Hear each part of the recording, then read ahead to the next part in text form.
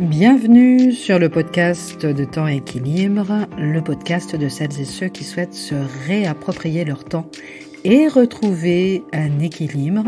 Je suis Diane Ballona-Roland et je vous retrouve chaque mardi matin. À 42 ans, Claire a une vie bien remplie.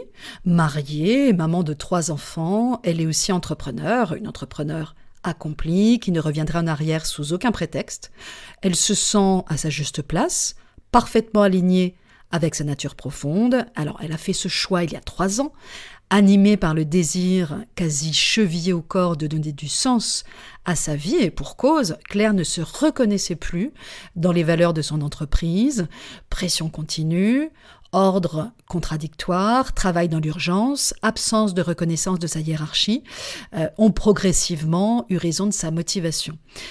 Aujourd'hui, décoratrice d'intérieur, elle est passionnée par son nouveau métier auquel elle s'est formée dans le cadre d'un projet de reconversion professionnelle mûrement réfléchi et préparé.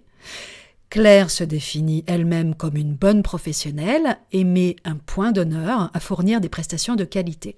Et d'ailleurs, ses clients le lui rendent bien et louent ses services dès qu'ils en ont l'occasion. Le problème, Claire s'épuise. Elle veut tellement bien faire et met tellement de cœur à l'ouvrage qu'elle ne compte pas ses heures. Elle a de plus en plus de mal à se fixer des limites claires et à ne pas travailler. Ses proches, à commencer par ses enfants, ne se privent pas de le lui reprocher. Son entreprise a désormais pris toute la place et le moindre de ses temps libres est consacré au projet de ses clients. Elle a l'impression de ne plus avoir de week-end ou de soirée et ne se souvient même plus des dernières vacances qu'elle a prises. Alors, consciente de la situation quand même, mais écrasée par un sentiment d'impuissance, Claire se sent comme prise dans un étau et ne sait plus quoi faire pour rectifier le tir. Alors, la situation que vit Claire est celle que vivent de très nombreux entrepreneurs, femmes et hommes d'ailleurs, dans les toutes premières années de la création dans leur entreprise. Alors, au démarrage, l'entrepreneur met tout son cœur à développer son entreprise. Il n'est pas rare d'ailleurs qu'il la considère finalement comme son bébé. Pendant des mois, voire des années, toute son énergie est mobilisée dans une seule direction, celle de son développement. Trouver ses premiers clients, les garder, en trouver d'autres, rentrer suffisamment d'argent pour se rémunérer, parce qu'on est d'accord, on ne vit pas encore d'amour et d'eau fraîche.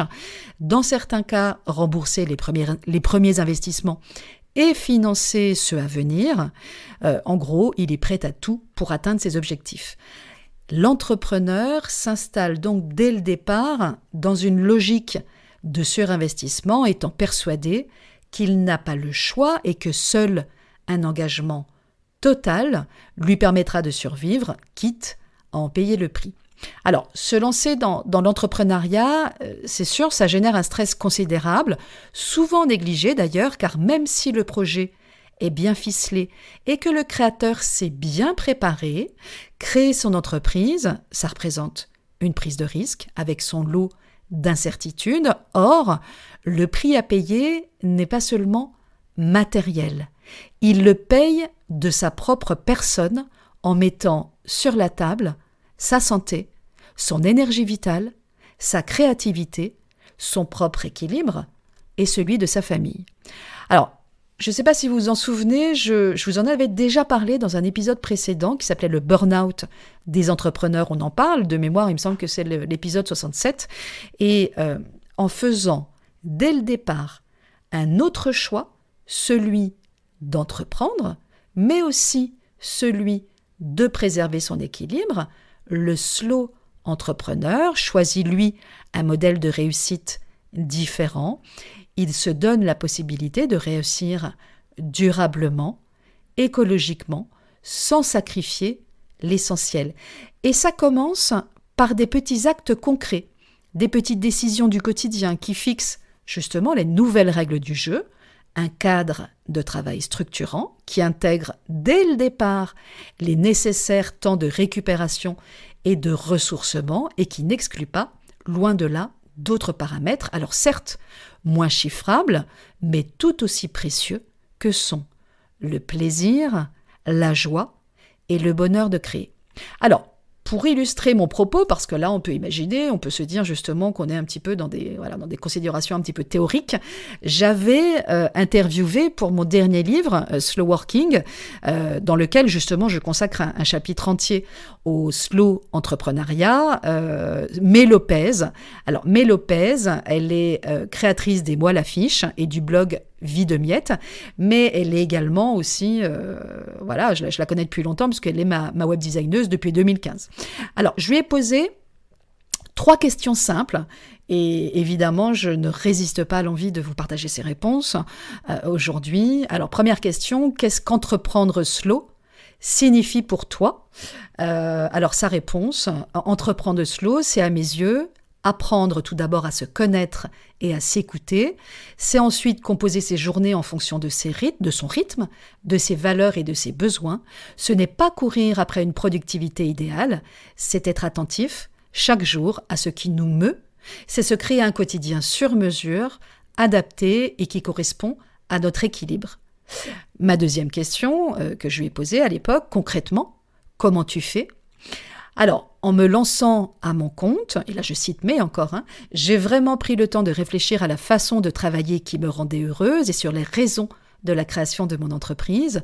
J'ai listé mes valeurs, mes rêves et mes besoins pour me sentir alignée dans mon quotidien. J'ai réfléchi à ma semaine et mes journées idéales. J'ai d'ailleurs, à partir de ce travail, réalisé un document que je transmets à tous mes clients au début de notre collaboration où j'explique ma façon d'appréhender mon métier. Je suis, par exemple, beaucoup plus à l'aise pour travailler sur des projets où l'humain est au centre et où les finitions et les détails sont importants. C'est pour cela que j'ai fait le choix de me centrer sur des prestations haut de gamme, de travailler sur peu de projets à la fois et de prendre le temps d'échanger avec mes clients. C'est de cette façon-là que je travaille le mieux. Je ressens aussi à la fois le besoin de voyager pour éveiller ma créativité et de travailler à l'opposé, au calme, à la maison. J'ai tronqué des bureaux à l'extérieur par une jolie pièce dédiée à l'appartement et j'ai imaginé une méthodologie de travail qui me permet de travailler à distance. Je me suis finalement construit un cadre de travail qui me correspond. En travaillant de manière slow, je suis alignée avec mes valeurs et mes besoins et finalement, par magie et parce que la vie est quand même drôlement bien faite, beaucoup plus productive. Et ma troisième et dernière question, à May, je t'entends souvent dire quand tu parles de ton travail, ça me rend heureuse, ou encore, je me suis rendu compte que cela ne me rendait pas heureuse. Est-ce que la joie ou le bonheur que tu éprouves dans tel aspect de ton travail ou tel autre fait partie des principaux filtres qui guident tes choix dans le développement de ton entreprise ? Et donc je cite à nouveau May, oui, c'est même mon seul filtre. Si ce n'est pas un grand oui, alors je ne le fais pas. Je sais que beaucoup d'entrepreneurs ont une grille en fonction de la prestation, du délai, du budget ou encore du plaisir pour les aider à valider ou non un projet. J'ai toujours agi de manière beaucoup plus intuitive. Si le projet ne me donne pas un grand sourire quand j'y pense, je ne le ferai pas. Cela peut parfois être effrayant quand on pense aux factures qui arrivent et à l'effet rassurant d'un projet rémunérateur. Je suis pourtant persuadée que c'est grâce à cette démarche et à l'écoute de mes émotions profondes que j'ai réussi à créer une entreprise qui me correspond et qui me ressemble aujourd'hui. Et surtout, je ne sais pas faire autrement. C'est plutôt inspirant, non ? Alors, chacun de nous, on est d'accord, a une vision de l'entrepreneuriat qui lui est propre. Si vous êtes vous-même entrepreneur ou si vous aspirez à l'être, réfléchissez à la définition dans l'entrepreneuriat que vous portez en vous et à la façon aussi dont cette image influence vos choix d'entrepreneur ou vos choix de futur entrepreneur donc. Et pour vous y aider concrètement, je vais vous partager 2 petits exercices d'introspection. Premier exercice, définissez donc votre vision de l'entrepreneuriat. Comment définissez-vous un entrepreneur ? Quelles qualités lui attribuez-vous ? Et jusqu'à quel point collez-vous à ce modèle aujourd'hui ? Bref, en résumé, quel entrepreneur finalement avez-vous envie d'être, d'incarner ? Deuxième exercice, choisissez vos propres filtres.